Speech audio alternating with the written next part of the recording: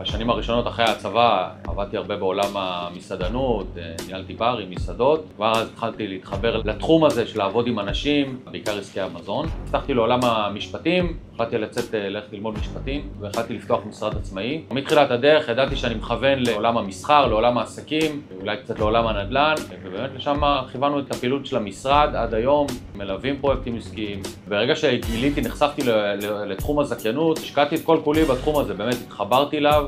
והעבר שלי, העבודה שלי בניהול ברים ומסעדות באמת עזר לי, זה עוזר לי עד היום. הליווי שאנחנו נותנים ללקוחות שלנו הרבה מעבר לעולם המשפטי, אלא זה תמיכה גם בהתנהלות המסחרית שלהם ובאופן ההתפתחות ובראייה העתידית של העסקים שאיך שהם בונים ולתכנן אותם. אנחנו יודעים להביא עסק קטן לרשת גדולה ומשגשגת. היתרון המרכזי של השירותים שאנחנו נותנים, כשאנחנו מלווים עסקאות, זה לדעת לסגור אותם. כלומר, העסקה יש לה אורח חיים עד שהיא נסגרת, עם הרבה עליות ומורדות. המטרה היא לסגור עסקה, וזו ההתמחות שלנו.